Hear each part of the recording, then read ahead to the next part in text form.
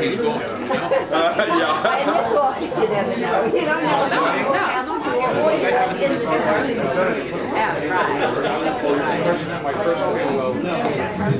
I know.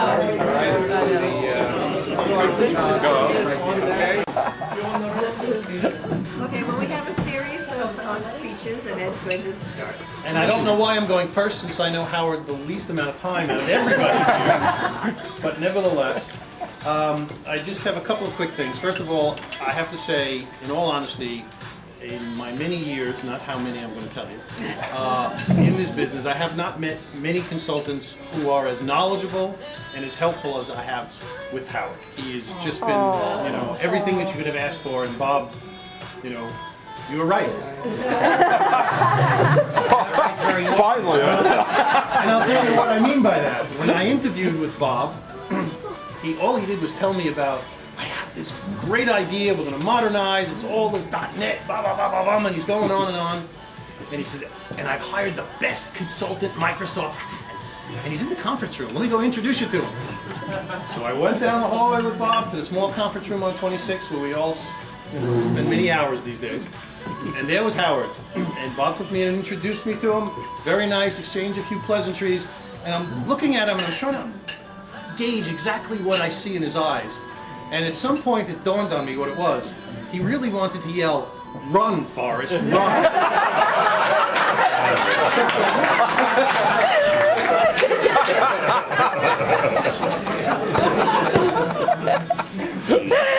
Now, this next item, not only do you know about Howard's prowess with software design, engineering, all the many applications he can work on, and all the wonderful things he knows, he is also a world record holder or something. Now, did anybody know that? Uh-oh.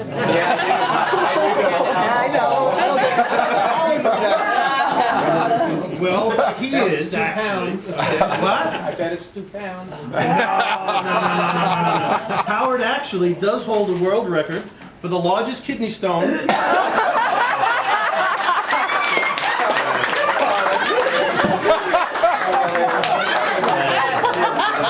Gloves to the actual piece of paper. All the best. I'm hoping that you can keep this on your desk. Oh, that's fantastic. Hey, now I can make a ring. I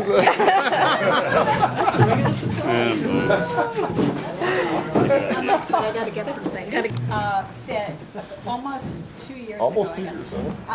Many of us were clueless, or as Bob likes to say, profoundly ignorant about what a modernized environment should look like. Today, some of us are still clueless, but hopefully most of us are ignorant, or we certainly have benefited from Howard's expert tutoring and presence amongst us, because it's been a great 2 years and you've been so helpful to all of us, setting us up with infrastructure. I mean, I think others maybe will talk about that. But you like feedback, right, Howard? Uh-oh. Should I turn the camera off for that? Only good stuff. Just kidding. So I thought it would be appropriate if we presented you with what we've learned in these almost 2 years from you. That's a small package. Here it is. Oh my God. Uh-oh. It's kind of light. Well, he's opening that. Let's thank Sylvia for. Oh, yes. You're welcome, and I'll never do it again. Oh yeah, I remember that. Oh my Lord.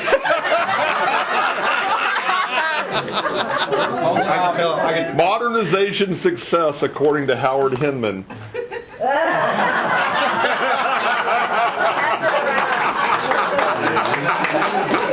I'll pass it around. It's a very complex library. Oh, okay. Very good. Who's next? Who's next on the list? Oh, it's a PowerPoint presentation. Oh, okay. Oh, thank you. This is actually the Iraq Order of Battle. I'm not joking, it is. I used to write these for a living. Nancy got that from the newspaper at the. Yeah, it's the Did you Iraq see- Order of did you Battle. see- Well, was it a couple doesn't have days ago. military stuff on it. The name of the title of the article. Okay, so it's got. Oh, this Read person. the big things. Okay, I'll read the big things here. TFS, WCF, MSF, SBA, WSDL, IWS, SAN, ESB, HIS, SML, SDLC, ALM, SQL, VSTS, that's one box. PowerPoint, SharePoint, Visual Studio, Sandbox under Howard's desk. Of course, in the center is Fit Modernization. Up to the very far left is BizTalk, Object Orientation, Application Architecture and Infrastructure. That kind of stands out. Micro Focus COBOL. Where did you get that from? We had to throw that. Yeah, .NET Framework, Foundation Services, Expression Blend with Silverlight. So we've learned a lot. Well, yeah, Now, absolutely. Unfortunately, there's a little legend here, which is Oh, this kind of thing with 2 hash marks, and it's significant delay. Significant. So there are some lines in There are a few lines there, yeah. Enjoy. Thank you very much, Nancy. I'll pass this around Thanks so I to can. Wanda for her Actually, I need to borrow expert this. photoshops. Oh, I have to be one. Of course. You're working on that. Miss Expression Blend, yes. You did a sandbox. Yeah, sandbox. You can use that in your next project. There we go. I'll take that. Same thing with different labels on it, basically. Here's what my customer presented me with. Get that guy out of here. This is your new solution. All that's missing are the dollar signs across the bottom, you know. I bet you the bill's on the back. The bills on the- Actually, this sort of is, if you do the history, this is the order of battle for Iraq or Afghanistan or something. So I actually made a lot of these. And actually, a lot of people don't know this, but when I first met Howard, it was after an hour and a half grilling by David Capania to basically get hired at DOF. And I'm like, oh God, I'm glad that management stuff is over with. At least when someone is going to ask me technical questions, it's sort of either you know the answer or you don't. And Howard did the tech interview.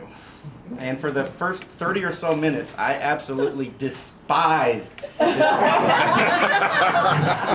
I was interviewing for the director of Microsoft Platform Services, and the first question out of his mouth, besides, hey, how are you, that type of thing, the first real question was, what's the difference between a QSAM and VSAM file?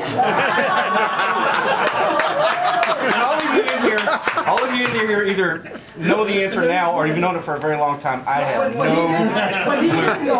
have no idea. The first letter? So after... Yeah, exactly. After about 4 of those questions, I had 2 thoughts in my mind. One was, wake up. Because I was sure that this was a nightmare. The second was, did he even read the job posting? So I went through that. I'm trying to figure out a passive way of changing the direction of this interview because it wasn't going well at all. And he went into, lucky for me, he went into teacher mode. He got up on the board and started drawing things. And I know probably Dewitt had the exact same reaction that I did. He started drawing on the board and he started teaching me about the mainframe in my tech interview. So I was like, this is hopeless, I'll just go with it. And he's like, you have a really distinctive accent. I'm like, well, that's a strange comment. I've never had that observation in an interview before. He's like, where are you from? If you don't mind me asking. He's trying to be polite and everything. Of course. So I'm like, well, I'm from southern Indiana, just north of Louisville, Kentucky. And I'm from the most sparsely populated county in the entire state of Indiana. And right off the bat, he's like, Pekin? give you guys an idea, this is a town of 3,000 people, and the nearest town is 10 miles away. And I was like, how in the, Intel background, David Campagna doesn't know this stuff, and I'm like, how in the hell did he figure this out? And I come to find out he told me he's from Mitchell, which is like, what, 25, 30 miles away? 3 miles away. It gets deeper. It gets deeper. He's like, you remind me of someone that was in the Army at Fort Knox in the late 70s, early 80s. I'm like, well, it wasn't me. That have to be like 9 years. Thank you. He's like, he looks exactly like you, has the same sort of demeanor. I'm like, was he like 5'10" and had this inch and a half long scar on his face? Yeah. And he's like, that guy was a real dick. Wasn't quite the word I used. Started with a P, but it rhymed with that. Yeah, exactly. I stand corrected.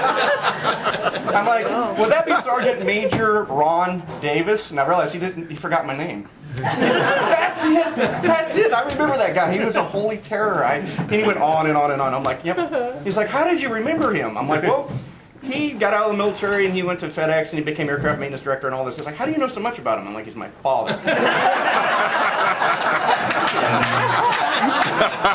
is true. I mean, it is. That was the first 30 minutes of my tech interview.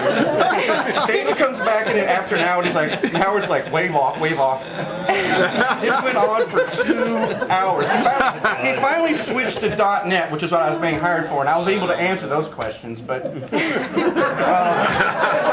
so, in all honesty, my relationship with Howard hasn't really changed that much. It's gone from complete and total... Bob knows this, because I've gone to Bob meetings. Complete and total irritation because he's completely stubborn and unflexible, to completely flexible, and I just don't understand. He's an extremely complex, intelligent person.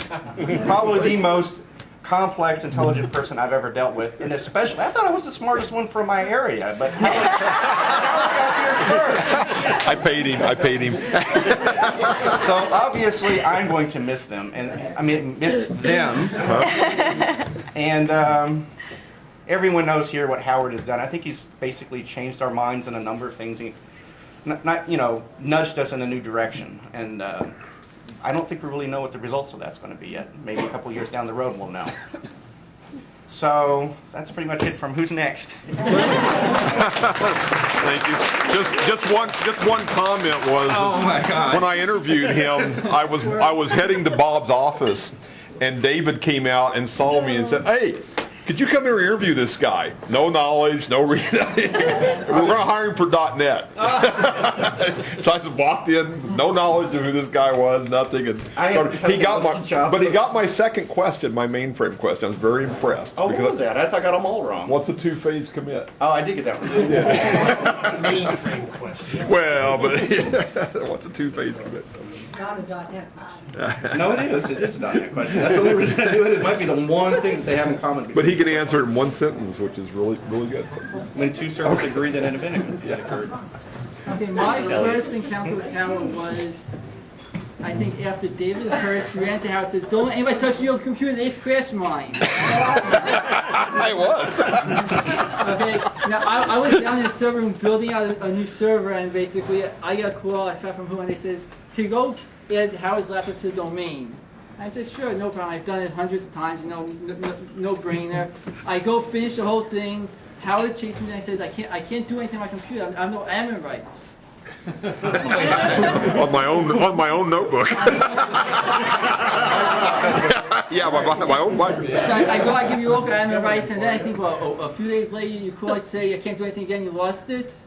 Yep. So basically, finally, I think George and Peter approved that. Says since it's Howard's laptop, just to be used on Finance domain, he can have local admin rights. What was it, like a week later, 2 weeks later, George? Or was it like going back to 12? Before afterwards, George was on. No, George's sitting there right now going, he had local admin rights?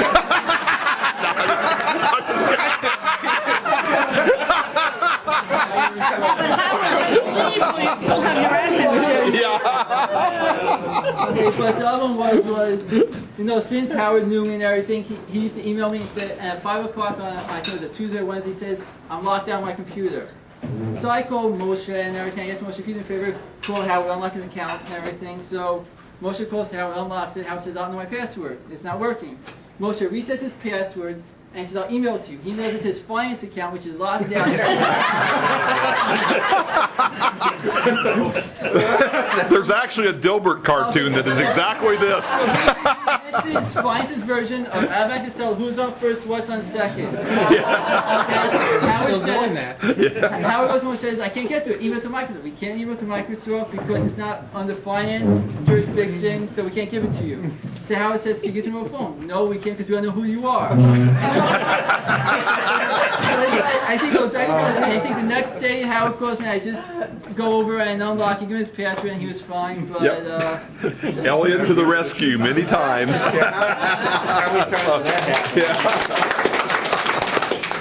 So here's our real hero up here. So he comes and bails us out. Thanks, Elliot. Oh, yeah. You're last. Oh, last. Oh, yeah. I think I got, that was before I was speaking, I think. It was. Okay, Howard has touched so many of us professionally that I decided that instead of writing a speech of my own, that I was going to reach out to all the people that he's helped and worked with throughout, these almost 2 years, and I asked them to, tell me something about Howard. I actually asked for 3 things. I said, tell me something nice about Howard. I said, tell me a funny story about Howard, or tell me, what you think of when you think of Howard. So, and I actually wrote in my email, I know you can at least tell me number 1. Tell me something nice about Howard. My first response was from his good friend Don Davis, who wrote to me, nothing comes to mind. Let me guess. How about a realistic request? Is it something like that? Am I close? You're spot on. He said, please set reasonable goals.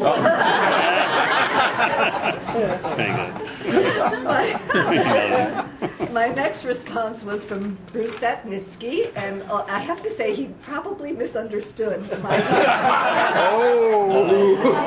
Now remember, Bruce came to us from IBM, of course, right?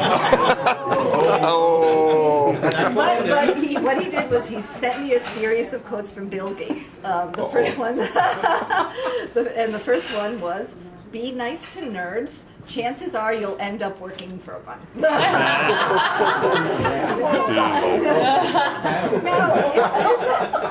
is that about Howard? I thought maybe he was talking to me. Okay, and now starts the sort of sappy part of our program. Wagdy wrote, in a nutshell, Howard is very intelligent, skillful, and helpful. And, everyone thinks that about Howard. I will miss the wealth of knowledge that he brings to us from Microsoft, miss his stories about Microsoft, and other fun stories. Howard also has a very friendly personality and a good sense of humor. If finance could afford him, I would vote yes for good. I think we all would vote yes for Howard.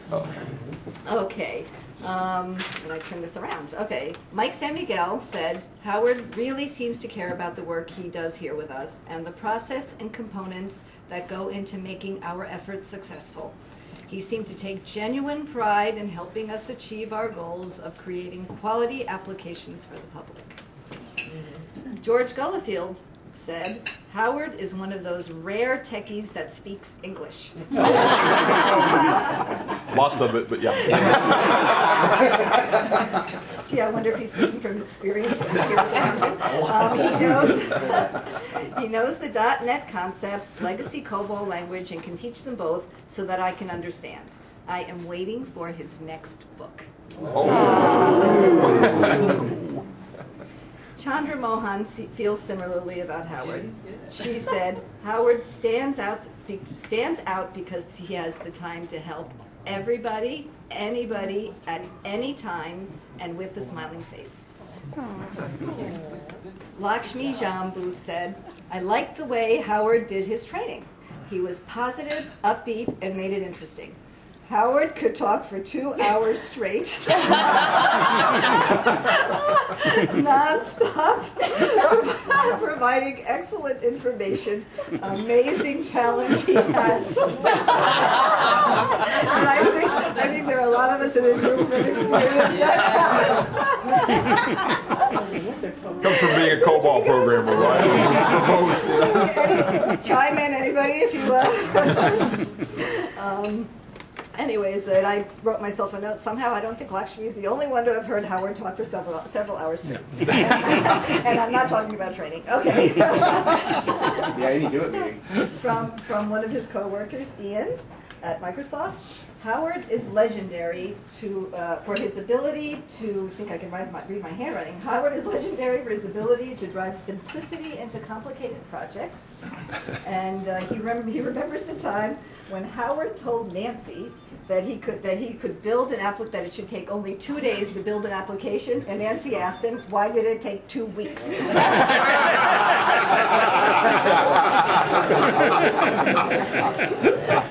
And I may be getting Ian in trouble for this.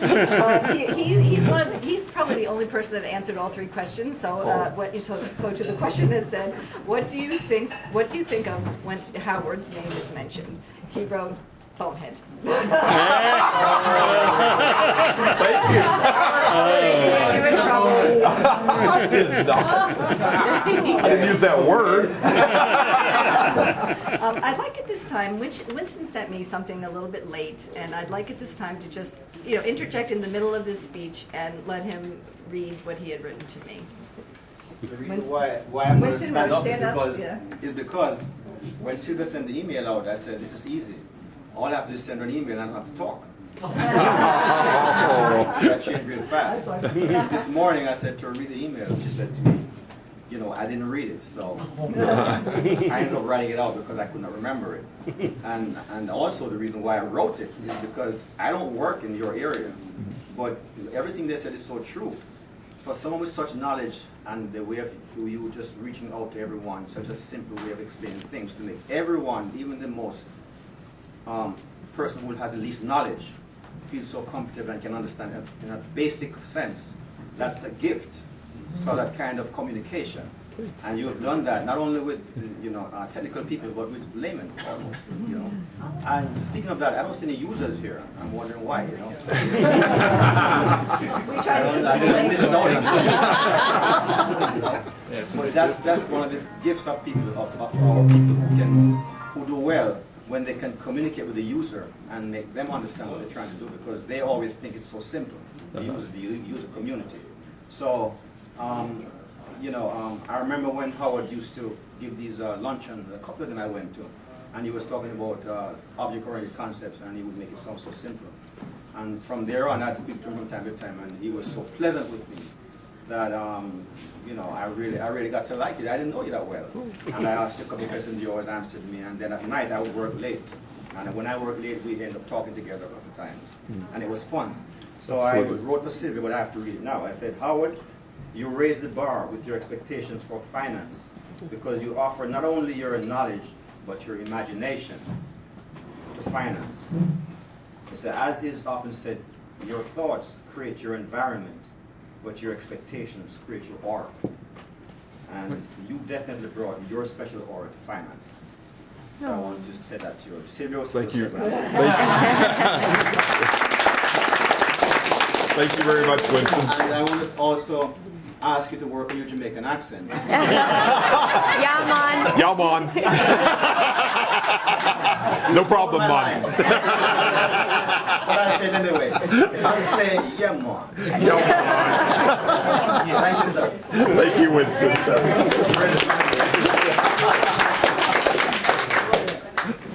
Okay, I have a few more. Mary Lane, Richard Donovan, and Peter Reiner echoed the sentiments of many others, is what what Winston said. We appreciate Howard for his willingness to help. He is always glad to help with a problem or concern. He always goes the extra mile to help us understand.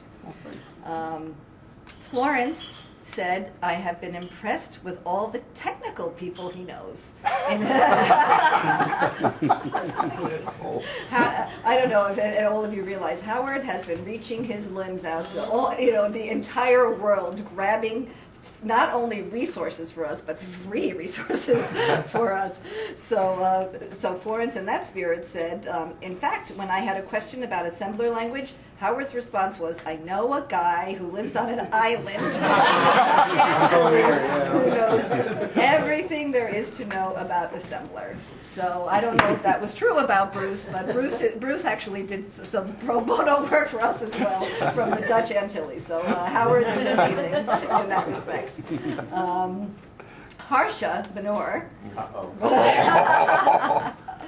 recalled Howard's advice to the newbies at DOF, which is also the same advice he gives to his newbies at any project.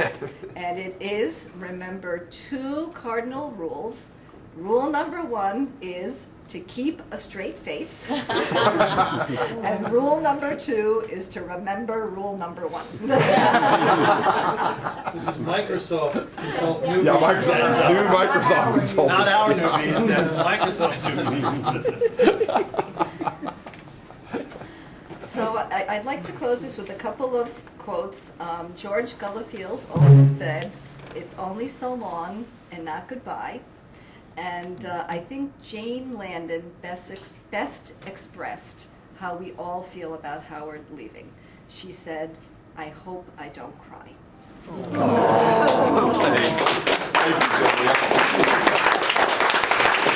you, Howard. Okay, Bata. Here comes the roast. Jane did say she was going to let you take her out for drinks later. Oh, okay. When you guys were kind of talking about Howard being a little bit verbose, I asked him a couple of weeks ago to come in and do a half an hour or so talking to a class of mine, and he was phenomenal. He's probably one of the most interesting speakers I've ever seen. But after about 2.5 hours, I had to take him on the about 2.5 hours. I'm trying to catch a train, Howard. Wrap it up. But he was great. I got some phenomenal feedback, and they'd like to have you back. But I think you'd all kind of agree with me. If we had our druthers, we really don't want to be here today. Nobody wants to say goodbye to you. It's unfortunate. Hopefully, when we come full circle over here and get some funding, we can drag you back into this insanity and really do some good stuff. But I think what a lot of stuff was said, but what wasn't said was probably one of the. I mean, we got really a lot of good technicians in this group, but what's hard, probably the hardest thing to do, is really have a cultural change in an organization, especially an organization like this that's been doing the same thing for many years the same way. And you were able to come in here in a very non-threatening way, develop relationships with a lot of very good people on the staff, and really move the bar. I mean, a couple of examples. I mean, you sat down with Nancy, actually got her to understand that services and some things are exactly the same. And, your friend in Jamaica, or wherever he is, Bruce,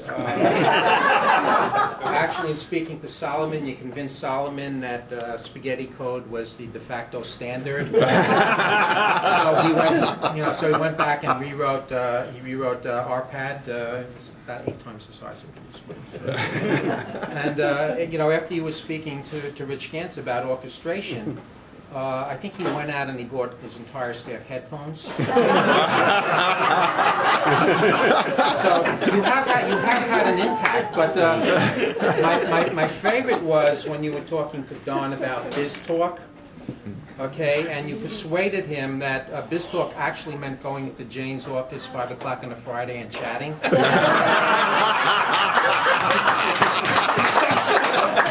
think that's why she wants to see you a little bit later. Thanks. Now, I do understand that one of your choices basically is craft.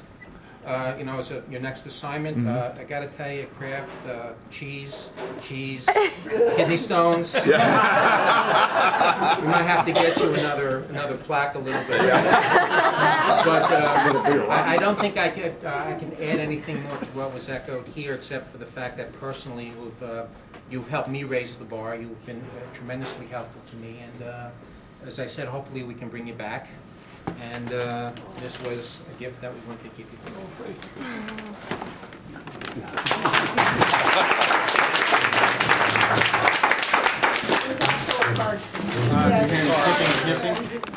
Is it hissing? All right.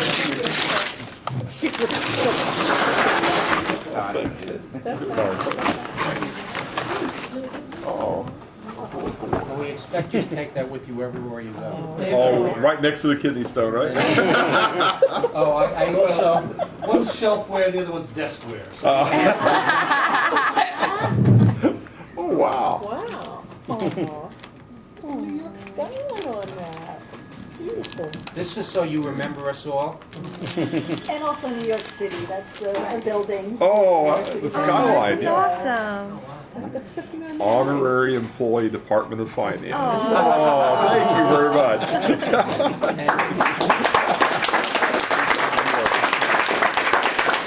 Wow. One last comment. This will be on my desk. We should really congratulate Howard, Nadia, Thank you. hopefully in a few months from now, we'll be able to share some other joy with you. Thank you so much. An honorary employee, you have to hear all your So I think the first thing I have to say was the way that I actually wound up coming here was quite interesting. So this lady sitting here, Lisa Gasky from Microsoft, it's all her fault. Calls me up. I don't know Lisa. She says, heard you know something about mainframe. Could you come out just for a day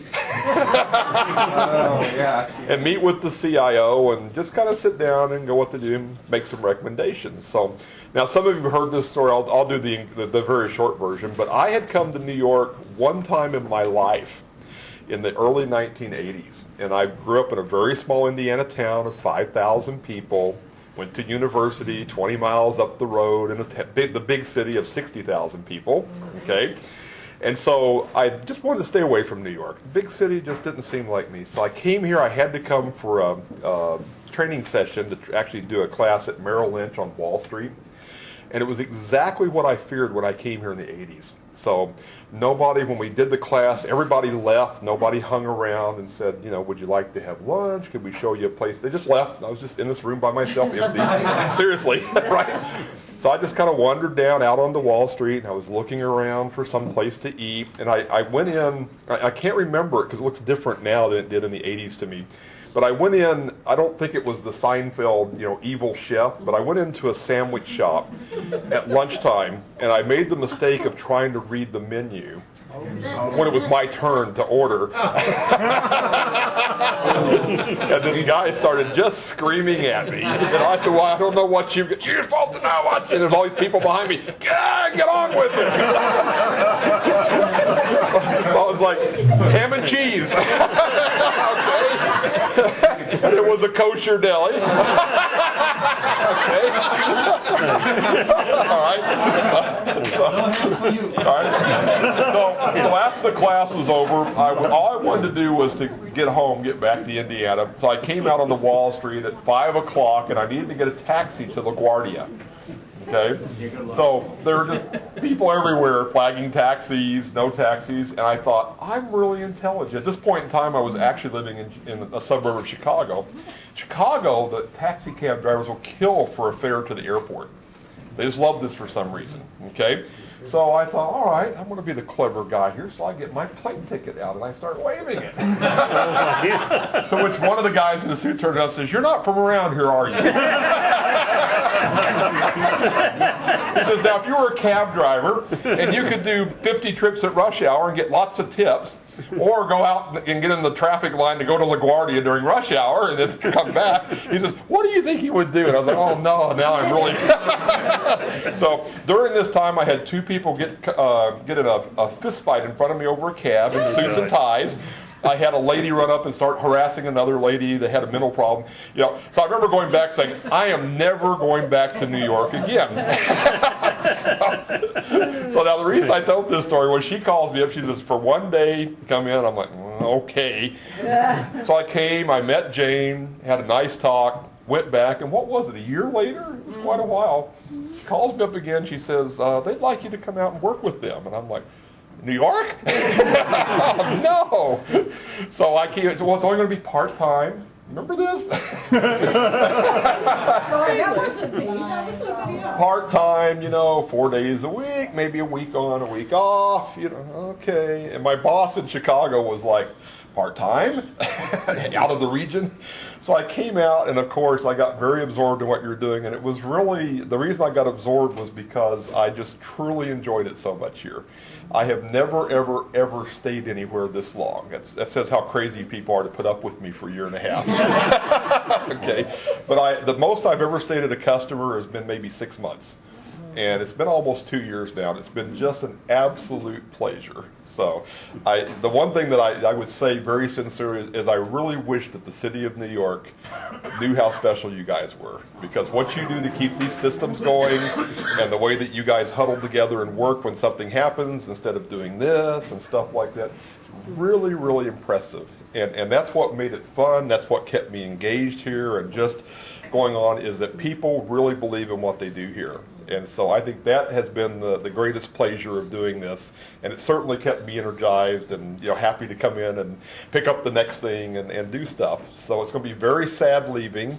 I'm not quite sure where I'm going yet. There are 3 different places that I might go. One of them is the Department of Revenue in Washington State, who do property taxes. God help them. And now you wish to spend more time with Solomon, right? Yeah, that's why I was over at your desk the other day. Remember, I came over to Solomon's desk and tell me everything you know about exemptions. 2 hours. 2 hours later. Just say, I know a guy in New York that knows that. Yeah. But he's in Africa or Turkey or somewhere. Yeah, exactly. So anyway, I might wind up going in a very similar kind of environment, although they have a tandem mainframe and they're trying to get all their COBOL off of it because they want to get away from the tandem mainframe. So it's a little bit interesting thing, but I actually worked with Tandem years ago. You could probably count the people on the planet on your fingers that have, I guess.